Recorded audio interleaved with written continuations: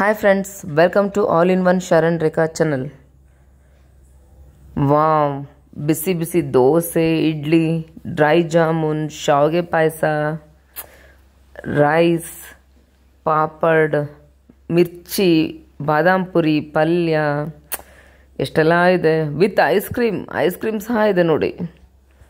ಇಷ್ಟೆಲ್ಲ ನಿಮಗೆ ತಿನ್ನೋದಕ್ಕೆ ಅಂದ್ಕೊಂಡ್ರಾ? ಖಂಡಿತವಾಗ್ಲೂ ಇಲ್ಲ. ಮತ್ತು ಆಮೇಲೆ ಬಾಯಿ ತಕೊಂಡು ಕೂತ್ಕೋಬೇಡ್ರಿ. ಇದು ತಿನ್ನೋದಕ್ಕಲ್ಲ, ಇದು ಶೋಗೆ. ಇದು ವ್ಯಾಕ್ಸಿಂದ ಮಾಡಿರುವಂಥ ಪದಾರ್ಥಗಳು. ಇದನ್ನು ಮಾಡೋದು ಹೇಗೆ ಅಂದರೆ, ಇದಕ್ಕೆ ಮೇಯ್ನಾಗಿ ನಮಗೆ ವ್ಯಾಕ್ಸ್ ಬೇಕು. ಕ್ಯಾಂಡಲ್ ವ್ಯಾಕ್ಸ್ ಅಂತ ಸಿಗುತ್ತೆ, ಆನ್ಲೈನಲ್ಲೂ ಸಿಗುತ್ತೆ, ಅಂಗಡಿಗಳಲ್ಲೂ ಸಿಗುತ್ತೆ, ಬ್ಯಾಂಗ್ಳೂರು ಮಾರ್ಕೆಟ್ಸಲ್ಲಿ. ಆಮೇಲೆ ಇದು ಕಲರ್ಸ್, ಕ್ರೇಯಾನ್ ಕಲರ್ಸ್ನ ನಾವು ಯೂಸ್ ಮಾಡ್ತಾಯಿದ್ದೀವಿ. ಮತ್ತು ಸುಮ್ಮನೆ ಡೆಕೋರೇಟಿಗೋಸ್ಕರ ಒಗ್ಗರಣೆ ಹಾಕಿರೋ ಥರ ಎಲ್ಲ ಕಾಣಬೇಕು ಅಂತ ಸ್ವಲ್ಪ ಚಿಕ್ಕ ಚಿಕ್ಕದ ಕರಿಬೇವು, ಸಾಸಿವೆ, ಜೀರಿಗೆ, ಉದ್ದಿನಬೇಳೆ ಮತ್ತು ಶಾವಿಗೆ ಪಾಯಸ ಮಾಡೋಕ್ಕೋಸ್ಕರ ಇದು ಪೈಪಿಂಗ್ ಮಾಡ್ತಾರಲ್ಲ ಥ್ರೆಡ್, ಕಾಟನ್ ಥ್ರೆಡ್ಡು, ದಪ್ಪ ಥ್ರೆಡ್ ತೊಗೊಂಡಿದ್ದೀನಿ. ಮತ್ತು ಪಾತ್ರೆ ಏನೇನು ಬೇಕು ಅಂದರೆ, ಈ ಬಾಣಲಿನ ನಾನು ಇದಕ್ಕೋಸ್ಕರನೇ ಇಟ್ಬಿಟ್ಟಿದ್ದೀನಿ ಫಿಕ್ಸು. ಇದರಲ್ಲಿ ವ್ಯಾಕ್ಸ್ ಎಲ್ಲ ಮಾಡಿದ್ಮೇಲೆ ನಾನು ಬೇರೆದಕ್ಕೆ ಅಡುಗೆಗೆಲ್ಲ ಯೂಸ್ ಮಾಡೋದಿಲ್ಲ. ಇದನ್ನು ಗ್ರೇಟರ್ ಸಹ ನಾನು ಯಾವುದಕ್ಕೂ ಯೂಸ್ ಮಾಡೋದಿಲ್ಲ. ಈ ಪ್ಲೇಟು ಮತ್ತು ಇಡ್ಲಿ ಸ್ಟ್ಯಾಂಡನ್ನ ನಾನು ಕ್ಲೀನಾಗಿ ತೊಳೆದ್ಬಿಟ್ಟು ಮತ್ತೆ ಯೂಸ್ ಮಾಡ್ತೀನಿ. ಆದರೆ ಬಾಣಲಿ ಮತ್ತು ಗ್ರೇಟರ್ ಮಾತ್ರ ನಾನು ಯಾವುದೇ ಕಾರಣಕ್ಕೂ ಅಡುಗೆಗೆ ಯೂಸ್ ಮಾಡೋದಿಲ್ಲ. ಈಗ ಫಸ್ಟ್ ನಾವು ಏನು ಮಾಡೋದು ಅಂದರೆ, ಲೈಟ್ ಕಲರ್ಸ್ ಪದಾರ್ಥಗಳು ಏನೇನು ಅಡುಗೆ ನಾವು ಯೂಸ್ ಮಾಡ್ತೀವೋ ಅದನ್ನು ನಾವು ಮಾಡಬೇಕು. First idli, white colour idli, ಅದಕ್ಕೆ ನಾವು ಕರಗಿಸ್ಕೊಂಡು ವ್ಯಾಕ್ಸನ್ನು ಈ ಇಡ್ಲಿ ಸ್ಟ್ಯಾಂಡ್ಗೆ ನಾವು ಎಣ್ಣೆ ಹಚ್ಕೊಂಡಿದ್ದೀವಿ.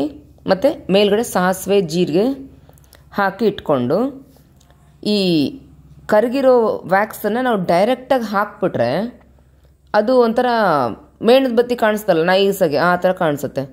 ಆ ಥರ ಕಾಣಬಾರ್ದು. ನಮಗೆ ಇಡ್ಲಿ, ರವೆ ಇಡ್ಲಿ ಸ್ಟ್ರಕ್ಚರ್ ಬೇಕು ನಮಗೆ ಅಂತಂದರೆ ನೋಡಿ, ಈ ಥರ ಅದನ್ನು ಆರಿಸ್ಬೇಕು.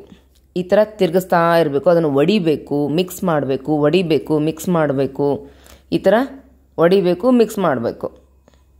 ಈ ಥರ ಮಾಡ್ತಾ ಮಾಡ್ತಾ ಮಾಡ್ತಾ ಇದ್ರೆ ಅದೊಂಥರ ರವ ಥರ ಕಾಣಿಸುತ್ತೆ ನೋಡಿ. ಈಗಾಗಲೇ ನಿಮ್ಗೆ ಕಾಣಿಸ್ತದೆ, ರವ ಕಾಣಿಸ್ತಾ ಇಲ್ಲ?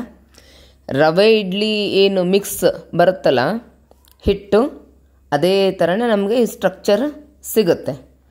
ಇದು ಒಂದು ಲೆಕ್ಕಕ್ಕೆ ಆರಿದ ಮೇಲೆ, ಪೂರ್ತಿ ಗಟ್ಟಿ ಆಗೋಕ್ಕಿಂತ ಮುಂಚೆನೇ ನಾವು ನಮಗೆ ಓಕೆ ಅನ್ಸಿದ್ಮೇಲೆ ಅದನ್ನು ತೆಗೆದ್ಬಿಟ್ಟು ಈ ಥರ ಮೌಲ್ಡಿಗೆ ಈಕ್ವಲ್ಲಾಗಿ ಈವೆಂಟಾಗಿ ನಾವು ಹಾಕೊಂಬಿಡ್ಬೇಕು. ನೀಟಾಗಿ ಈವನ್ನಾಗಿ ಸ್ಪ್ರೆಡ್ ಮಾಡಬೇಕು. ಅದನ್ನು ನೀಟಾಗಿ ಈಕ್ವಲ್ಲಾಗಿ ಚೆನ್ನಾಗಿ ಲೆವೆಲ್ಲಾಗಿ ಅದನ್ನು ಹಾಕಿ ತಣ್ಣಗಾದ್ಮೇಲೆ ತಗೊಂಬಿಡೋದು ಅಷ್ಟೇ. ಇಡ್ಲಿ ರೆಡಿ. ಈಗ ನೆಕ್ಸ್ಟ್ ಐಟಮ್ ಏನಪ್ಪ ಅಂತಂದರೆ, ಲೈಟ್ ಕಲರಲ್ಲಿ ಪಾಪಡ್. ಲೈಟ್ ಕಲರ್ ಪಾಪಡ್ಗೆ ನಾವು ಮೊದಲು ವ್ಯಾಕ್ಸನ್ನು ಕರಗಿಸ್ಕೊಂಡು, ಅದಕ್ಕೆ ಲೈಟ್ ಗ್ರೀನ್, ಕ್ರೇಯಾನ್ ಕಲರ್ಸಲ್ಲಿ ಲೈಟ್ ಗ್ರೀನ್ ಬರುತ್ತಲ್ಲ, ಅದನ್ನು ಒಂದು ಚೂರು ಹಾಕಿ ಅದನ್ನು ಕರಗಿಸ್ಕೋಬೇಕು. ಚೆನ್ನಾಗಿ ಮಿಕ್ಸ್ ಮಾಡ್ಕೋಬೇಕು ಅದನ್ನು. ನೋಡಿ, ಈ ಥರ ಚೆನ್ನಾಗಿ ಮಿಕ್ಸ್ ಆಗ್ತಾಯಿದೆ. ನನ್ನ ಚಾನಲ್ನ ಫಸ್ಟ್ ಟೈಮ್ ನೋಡ್ತಾ ಇರೋರು ದಯವಿಟ್ಟು ಸಬ್ಸ್ಕ್ರೈಬ್ ಆಗಿ, ನಿಮ್ಮ ಫ್ರೆಂಡ್ಸ್ಗೆಲ್ಲ ಶೇರ್ ಮಾಡಿ. ನೋಡಿ, ಈ ಥರ ನಾನು ಚಿಕ್ಕ ಪ್ಲೇಟ್ ತೊಗೊಂಡಿದ್ದೆನಲ್ಲ, ಅದಕ್ಕೆ ಆಯಿಲ್ ಅಪ್ಲೈ ಮಾಡಿಬಿಟ್ಟು ಮೇಲ್ಗಡೆ ಒಂದು ಸ್ವಲ್ಪ ಜೀರಿಗೆಗಳನ್ನ ಸ್ಪ್ರೆಡ್ ಮಾಡಿದ್ದೀನಿ, ಜೀರಿಗೆ ಪಾಪಡ್ ಥರ ಕಾಣಲಿ ಅಂತ. ಈ ಲಿಕ್ವಿಡ್ನ ತುಂಬ ದಪ್ಪನೂ ಹಾಕಬಾರ್ದು, ತಳ್ಳಗೂ ಹಾಕಬಾರ್ದು. ಒಂದು ಮೀಡಿಯಮಲ್ಲಿ ಹಾಕ್ಬಿಟ್ಟು ಅದು ಪೂರ್ತಿ ಆರಿ ಗಟ್ಟಿ ಆಗೋಕ್ಕಿಂತ ಮುಂಚೆನೇ ನಾವು ಈ ಥರ ತಗೊಂಬಿಡ್ಬೇಕು. ಅದು ಸ್ವಲ್ಪ ಸಾಫ್ಟ್ ಇರಬೇಕಾದ್ರೇ. ಅದನ್ನು ಡೈರೆಕ್ಟಾಗಿ ಈ ಥರ ಪ್ಲೇಟ್ಗೆ ಹಾಕ್ಬಿಟ್ರೆ ಅದು ಫ್ಲ್ಯಾಟ್ ಆಗಿಬಿಡುತ್ತೆ. ಸೊ ಅದಕ್ಕೆ ಅದನ್ನು ಈ ಥರ ಕೈಯಲ್ಲಿ ಇಟ್ಕೊಂಡು ಸ್ವಲ್ಪ ಚೆನ್ನಾಗಿ ಆರಿದ್ಮೇಲೆ ಅದನ್ನು ಪ್ಲೇಟ್ಗೆ ಇಡಬೇಕು. ಈಗ ಉಳಿದಿರೋದು ಲಿಕ್ವಿಡ್ ಇರುತ್ತಲ್ಲ, ಅದರಲ್ಲಿ ನಾವೇನು ಮಾಡೋಣ, ಚಟ್ನಿ ಮಾಡೋಣ. ಚಟ್ನಿನೂ ಸಹ ಹೀಗೆ ಡೈರೆಕ್ಟಾಗಿ ಹಾಕೋಕ್ಕಾಗಲ್ಲ, ಅದಕ್ಕೂ ಚಟ್ನಿ ಸ್ಟ್ರಕ್ಚರ್ ಬೇಕು ನಮಗೆ. ಸೊ ನಾವು ಇಡ್ಲಿಗೆ ಮಾಡಿರೋ ಥರನೇ ಇದಕ್ಕೂ ಚೆನ್ನಾಗಿ ಆರಿಸ್ಬೇಕು. ಅದರಲ್ಲೇ ಆರಿಸ್ತಾ, ತಿರುಗಿಸ್ತಾ, ಒಡಿತಾ, ಮಿಕ್ಸ್ ಮಾಡ್ತಾ, ಒಡಿತಾ, ಮಿಕ್ಸ್ ಮಾಡ್ತಾ, ಈ ಥರ ಮಾಡ್ತಾಯಿದ್ರೆ ಇಡ್ಲಿ ಚಟ್ನಿದು ಸ್ಟ್ರಕ್ಚರ್ ಬಂದ್ಬಿಡುತ್ತೆ ನಮಗೆ. ಅದನ್ನು ತಟ್ಟೆಗೆ ಹಾಕ್ಬಿಟ್ಟು ಮೇಲ್ಗಡೆ ಒಂದು ಸ್ವಲ್ಪ ಜೀರಿಗೆ, ಸಾಸಿವೆ ಎಲ್ಲ ಹಾಕ್ಬಿಟ್ರೆ ಚಟ್ನಿ ರೆಡಿ. ಈಗ ಗ್ರೀನ್ ಕಲರ್ ಸ್ವಲ್ಪ ಲಿಕ್ವಿಡ್ ಉಳಿದಿದೆ, ಅದನ್ನು ನಾವು ಯಾವುದಕ್ಕೂ ಯೂಸ್ ಮಾಡೋಕ್ಕಾಗಲ್ಲ. ಸೊ ಅದನ್ನು ನಾನು ಇಡ್ಲಿ ಸ್ಟ್ಯಾಂಡ್ ಇದೆಯಲ್ಲ, ಅದು ಸ್ಟ್ಯಾಂಡ್ಗೆ ಹಾಕಿ ಅದನ್ನು ನೆಕ್ಸ್ಟ್ ಟೈಮ್ ನಾನು ಚಟ್ನಿ ಪಾಪಡ್ ಮಾಡಬೇಕಾದ್ರೆ ಯೂಸ್ ಮಾಡ್ಕೊತೀನಿ. ಈಗ ಮತ್ತೆ ನಾನು ವೈಟ್ ಕಲರ್ ವ್ಯಾಕ್ಸ್ನ ಕರಗಿಸ್ಕೊಂಡು ಅದರೊಳಗೆ ಈ ದಪ್ಪ ಥ್ರೆಡ್ ಇತ್ತಲ್ಲ ಅದನ್ನು ಡಿಪ್ ಮಾಡಿ ತೆಗಿಬೇಕು, ಆರಿಸ್ಬೇಕು, ಡಿಪ್ ಮಾಡಬೇಕು, ಆರಿಸ್ಬೇಕು, ಡಿಪ್ ಮಾಡಬೇಕು, ಆರಿಸ್ಬೇಕು. ಈ ಥರ ಒಂದು 5-4 ಟೈಮ್ಸ್ ಮಾಡೋದ್ರಿಂದ layer by layer layer by layer ಅದ್ರ ಮೇಲೆ ಕೂತ್ಕೊತಾ ಹೋಗುತ್ತೆ ನೋಡಿ. ಈ ಥರ ಅದು ಲಿಕ್ವಿಡ್ ಗಟ್ಟಿ ಆದ್ರೂ ಪರವಾಗಿಲ್ಲ, ಅದು ಅದ್ರ ಮೇಲೆ ಕೂತ್ಕೊತಾ ಹೋಗುತ್ತೆ.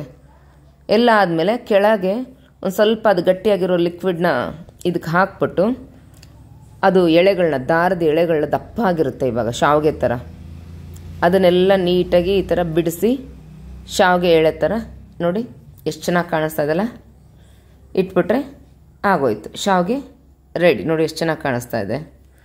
ಈಗ ನೆಕ್ಸ್ಟ್ ನಮಗೆ ನಾವು ಏನು ಮಾಡೋದು ಅಂದರೆ, ಈಗ ನೋಡಿ ಆರೆಂಜ್ ಕಲರ್ ಹಾಕ್ತಾಯಿದ್ದೀನಿ ನಾನು, ಬಾದಾಮ್ ಪುರಿ ಮಾಡ್ತಾಯಿದ್ದೀನಿ.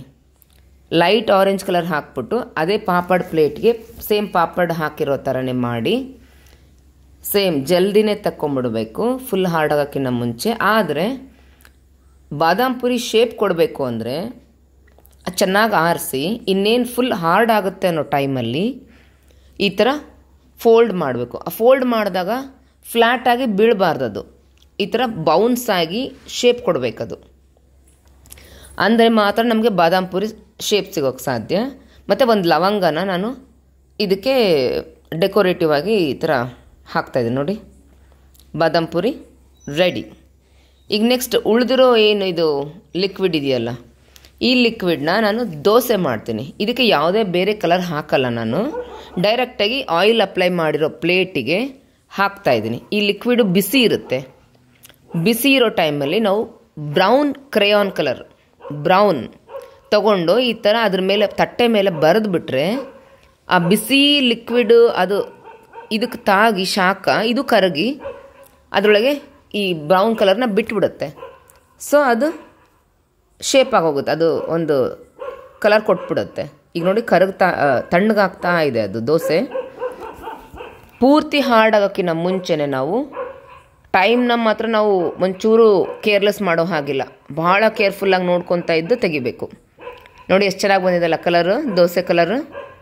ಈ ಥರ ಅದನ್ನು ಕೈಯಲ್ಲೇ ಆರಿಸಿ ಸ್ವಲ್ಪ ಹಾರ್ಡ್ ಆಗ್ತಾ ಇದೆ ಅನ್ನೋ ಟೈಮಲ್ಲಿ ಅದನ್ನು ಫೋಲ್ಡ್ ಮಾಡಿ ಶೇಪ್ ಕೊಡಬೇಕು ನಾವು, ದೋಸೆ ಶೇಪ್. ನೋಡಿ ಈ ಥರ ನೋಡಿ ಚೆನ್ನಾಗಾಯ್ತಲ್ಲ. ಇವಾಗ ಇಡ್ಲಿನೂ ರೆಡಿ, ದೋಸೆ ರೆಡಿ, ಬಾದಾಮ್ ಪುರಿ ರೆಡಿ.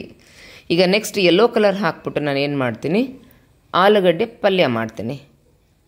ಈ ಆಲೂಗಡ್ಡೆ ಪಲ್ಯನೂ ಸಹ ನಾವು ಚಟ್ನಿಗೇನು ಸ್ಟ್ರಕ್ಚರ್ ಮಾಡಿದ್ವಲ್ಲ ಆರಿಸಿ, ಅದೇ ಥರ ಆರಿಸಿ ಸ್ಟ್ರಕ್ಚರ್ ಬರೋ ಥರ ಮಾಡಿ ಚಿಕ್ಕ ಚಿಕ್ಕ ಆಲೂಗಡ್ಡೆ ಪೀಸಸ್ನ ರೆಡಿ ಮಾಡ್ಕೊಳ್ಳೋಣ.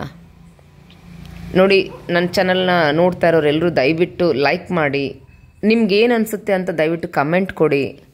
ನಿಮ್ಮ ಫ್ರೆಂಡ್ಸ್ಗೆಲ್ಲ ಯಾರಿಗಾದ್ರೂ ಯೂಸ್ ಆಗುತ್ತೆ, ಈ ಥರ ಕಲ್ತ್ಕೊತಾರೆ, ಇದನ್ನೆಲ್ಲ ನೋಡಿ ಮಾಡ್ಕೊಳ್ಳೋರು ಮಾಡ್ಕೊತಾರೆ. ಗಿಫ್ಟ್ಗೋಸ್ಕರನೂ ನೀವು ಮಾಡಿ ನಿಮ್ಮ ಫ್ರೆಂಡ್ಸ್ಗೆಲ್ಲ, ಮನೆ ಕಟ್ಸಿರೋರಿಗೆಲ್ಲರಿಗೂ ಗಿಫ್ಟ್ ಕೊಡ್ಬೋದು, ಮದುವೆಗೆಲ್ಲ ಗಿಫ್ಟ್ ಕೊಡ್ಬೋದು. ನೋಡಿ ಈಗ ಆಲೂಗಡ್ಡೆ ಪಲ್ಯನ ಸೆಟ್ ಮಾಡ್ತಾಯಿದ್ದೀನಿ. ಪ್ಲೇಟ್ಗೆ ಮೊದಲು ಈ ಕರಗಿರೋ ವ್ಯಾಕ್ಸನ್ನು ಹಾಕಿ ಅದ್ರ ಮೇಲೆ ಈ ಆಲೂಗಡ್ಡೆ ಪೀಸಸ್ನ ನಾವು ನೀಟಾಗಿ ಜೋಡಿಸ್ಬಿಟ್ರೆ ಸೆಟ್ ಆಗಿಬಿಡುತ್ತೆ, ಅದು ನೀಟಾಗಿ ಕೂತ್ಕೊಂಡ್ಬಿಡುತ್ತೆ. ಅದ್ರ ಮೇಲೆ ನಾವೇನು ಮಾಡೋದು, ಸ್ವಲ್ಪ ಕರಗಿರೋ ಅಂಥ ವ್ಯಾಕ್ಸನ್ನು ಹಾಕಿದ್ರೆ ನಾವು ಸಾಸಿವೆ, ಜೀರಿಗೆ, ಉದ್ದಿನಬೇಳೆ, ಒಂದೆರಡು ಕರಿಬೇವನ್ನ ಇಟ್ಟರೆ ಕೂತ್ಕೊಳ್ಳುತ್ತೆ. ಹಾಗೆ ಇಟ್ಟರೆ ಕೂತ್ಕೊಳ್ಳಲ್ಲ ಅದು. ಸೊ ಸ್ವಲ್ಪ ಕರಗಿರೋ ವ್ಯಾಕ್ಸನ್ನು ಹಾಕ್ಬಿಟ್ಟು ಅದ್ರ ಮೇಲೆ ನಾವು ಕರಿಬೇವನ್ನೆಲ್ಲ ಇಟ್ಟರೆ ನೀಟಾಗಿ ಕೂತ್ಕೊಂಡ್ಬಿಡುತ್ತೆ. ನೋಡಿ ಇವಾಗ ರೆಡಿ ಆಯಿತು ಆಲೂಗಡ್ಡೆ ಪಲ್ಯ. ಚೆನ್ನಾಗಿ ಕಾಣಿಸ್ತಾ ಇದೆಯಲ್ಲ ಇವಾಗೆ ತಟ್ಟೆ. ನೋಡಿ ಇವೆಲ್ಲ ಈಗ ಸೆಟ್ ಆಗಿಲ್ಲ, ನಮಗೆ ಕೂತ್ಕೊಂಡಿಲ್ಲ, ಅವೆಲ್ಲ ಹೀಗೆ ಓಡಾಡ್ತಾ ಇದೆ. ಅದನ್ನು ನೀಟಾಗಿ ಸೆಟ್ ಮಾಡಬೇಕು ನಾವು. ಅದಕ್ಕೆ ಕರಗಿರೋವಂಥ ವ್ಯಾಕ್ಸನ್ನು ಕೆಳಗೆ ಹಾಕಿ ಈ ಥರ ಇಟ್ಬಿಟ್ರೆ ಅದು ಫಿಕ್ಸ್ ಆಗಿಬಿಡುತ್ತೆ. ಇಡ್ಲಿನೂ ಸಹ. ಆಮೇಲೆ ನಾವು ಏನು ಮಾಡಬೇಕು ಅಂದರೆ ಕರೆಕ್ಟಾಗಿ ಅದ್ರ ಪ್ಲೇಸಸ್ನ ಡಿಸೈಡ್ ಮಾಡ್ಕೋಬೇಕು, ನಾವು ಎಲ್ಲಿ ಏನು ಇಡಬೇಕು ಅಂತ. ಪ್ಲೇಸಸ್ನ ಡಿಸೈಡ್ ಮಾಡ್ಕೊಂಡು ಮೇಲೆ ಮಾತ್ರ ನಾವು ಕರಗಿರೋ ವ್ಯಾಕ್ಸನ್ನು ಹಾಕಿ ಅಲ್ಲಲ್ಲೇ ಫಿಕ್ಸ್ ಮಾಡಬೇಕು ಅದನ್ನು. ಇಲ್ಲ ನಾವು ಎಲ್ಲೆಲ್ಲೋ ಇಟ್ಬಿಟ್ವಿ ಅಂದರೆ ಆರ್ಗನೈಸ್ ಆಗೋದಿಲ್ಲ, ಅಲ್ಲಿ ಪ್ಲೇಟಲ್ಲಿ ಜಾಗ ಆಗೋದಿಲ್ಲ. ನಾವು ಈ ಥರ ರೌಂಡಾಗಿರೋ ಪ್ಲೇಟ್ನೇ ತೊಗೋಬೇಕು ಅಂತೇನಿಲ್ಲ. ನೀವು ಯಾವ ಶೇಪಲ್ಲಿ, ಎಲೆ ಶೇಪಲ್ಲಿ ಬರುತ್ತಲ್ಲ ಅದನ್ನು ತೊಗೋಬೋದು. ಆದರೆ ಎಲೆ ಶೇಪಲ್ಲಿ ಬರೋದು ಸ್ವಲ್ಪ ಚಿಕ್ಕದಿರುತ್ತೆ, ಸೊ ಅದಕ್ಕೆ ನಾನು ಅದನ್ನು ತೊಗೊಂಡಿದ್ದೀನಿ. ನೋಡಿ ಇವಾಗ ಇದನ್ನು ನಾನು ಓಲ್ಡ್ ಇಡ್ಲಿ, ನಾನು ಮುಂಚೆ ಮಾಡಿದ್ದು ಒಂದು ಇಡ್ಲಿ ಇತ್ತು, ಅದನ್ನು ಇಟ್ಬಿಟ್ಟು ಅದ್ರ ಮೇಲೆ ಕ್ಯಾಂಡಲ್ ವ್ಯಾಕ್ಸ್ ಹಾಕ್ತಾಯಿದ್ದೀನಿ, ಕರಗಿರೋದು.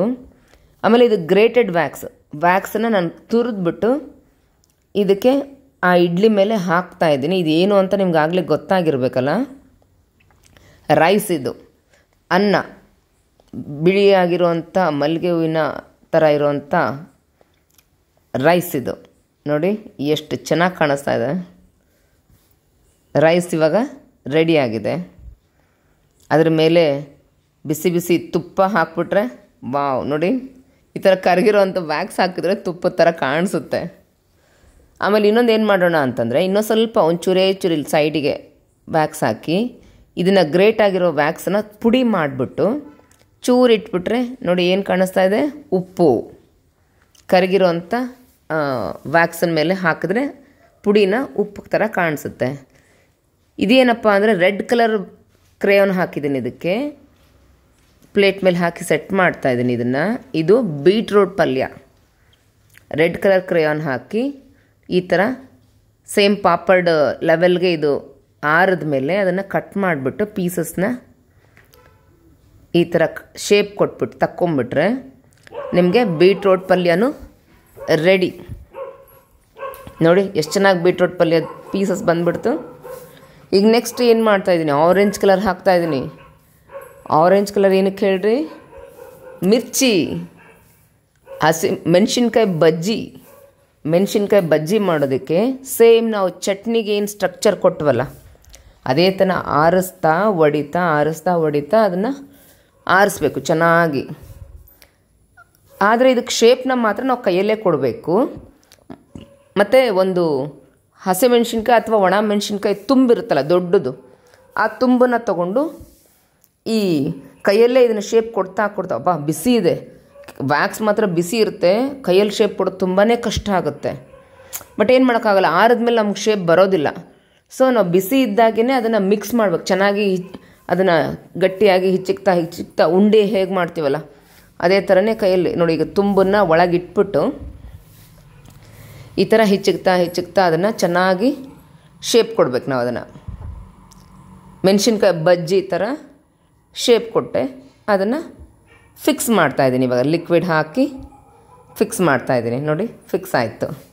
ಜೊತೆಗೆ ಈ ಬೀಟ್ರೋಟ್ ಪಲ್ಯನೂ ಇವಾಗ ನಾವು ಸ್ವಲ್ಪ ಮೆಲ್ಟ್ ಆಗಿರೋ ಲಿಕ್ವಿಡ್ ಹಾಕ್ಬಿಟ್ಟು ಅದನ್ನು ಫಿಕ್ಸ್ ಮಾಡ್ತಾಯಿದ್ದೀನಿ ಚೆನ್ನಾಗಿ. ಅದನ್ನು ನಿಮಗೆ ಹೆಂಗೆ ಬೇಕೋ ಹಾಗೆ ಹಾಕ್ಬಿಡಿ. ಅದು ಒಂದು ಪಕ್ಕದಲ್ಲೇ ಒಂದು ಜೋಡಿಸಿದ್ರೆ ಚೆನ್ನಾಗಿ ಕಾಣಿಸಲ್ಲ. ನ್ಯಾಚುರಲಾಗಿ ಸುಮ್ಮನೆ ಈ ಥರ ಗುಡ್ಡೆ ಥರ ಹಾಕ್ಬಿಟ್ಟು ಮೇಲ್ಗಡೆ ಸ್ವಲ್ಪ ಲಿಕ್ವಿಡ್ ಹಾಕಿ ಅದಕ್ಕೊಂದೆರಡು ಸಾಸಿವೆ, ಜೀರಿಗೆ, ಉದ್ದಿನಬೇಳೆ, ಒಂದೆರಡು ಕರಿಬೇವನ್ನ ನೀಟಾಗಿ ಇಟ್ಬಿಟ್ರೆ ಒಗ್ಗರಣೆ ಹಾಕಿರೋ ಮಸ್ತ್ ಬೀಟ್ರೂಟ್ ಪಲ್ಯ ರೆಡಿ ಆಗಿಬಿಡುತ್ತೆ ನಿಮಗೆ. ನೋಡಿ ಚೆನ್ನಾಗಿ ಕಾಣಿಸ್ತಾ ಇದೆಯಲ್ಲ, ರೆಡಿ ಆಯಿತು ನಮ್ಮದು ಬೀಟ್ರೂಟ್ ಪಲ್ಯ ಎಲ್ಲ ರೆಡಿ ಆಯಿತು. ಈಗ ಅದೇ ಬೀಟ್ರೂಟ್ ಪಲ್ಯ, ಮಿರ್ಚಿ ಇವೆಲ್ಲ ಮಾಡಿ ಒಂದು ಸ್ವಲ್ಪ ಉಳಿದಿರುತ್ತಲ್ಲ ಅದಕ್ಕೆ ಇನ್ನೊಂದು ಸ್ವಲ್ಪ ಡಾರ್ಕ್ ಬ್ರೌನು ಮತ್ತು ಬ್ಲ್ಯಾಕ್, ಒಂಚೂರು ಬ್ಲ್ಯಾಕ್ ಹಾಕಿ ಏನು ಮಾಡ್ತಾಯಿದ್ದೀನಿ ಗೊತ್ತಾ, ಡ್ರೈ ಜಾಮೂನ್ ಮಾಡ್ತಾಯಿದ್ದೀನಿ. ಅದನ್ನು ಸಹ ಸೇಮ್ ಮಿರ್ಚಿ ಹೇಗೆ ಮಾಡಿದ್ವಿ, ಮೆಣಸಿನ್ಕಾಯಿ ಬಜ್ಜಿ ಹೇಗೆ ಮಾಡಿದ್ವಲ್ಲ ಸೇಮ್ ಅದೇ ರೀತಿಯೇ ಆರಿಸ್ತಾ ಅದನ್ನು ತಣ್ಣಗೆ ಮಾಡ್ತಾ ಕೈಯಲ್ಲೇ ಅದನ್ನು ಶೇಪ್ ಕೊಡ್ಬೇಕು ನಾವು. ಬಿಸಿ ಇದ್ದಾಗೇ ಕೊಡಬೇಕಾಗುತ್ತೆ. ಅದು ಪೂರ್ತಿ ತಣ್ಣಗಾಗ್ಬಿಟ್ರೆ ಅದು ಶೇಪ್ ಬರೋದಿಲ್ಲ. ಸೊ ಈ ಥರ ಎಲ್ಲ ಆರಿಸಿ ಚೆನ್ನಾಗಿ ಆ ಸ್ಟ್ರಕ್ಚರ್ ಬಂದ ಮೇಲೆ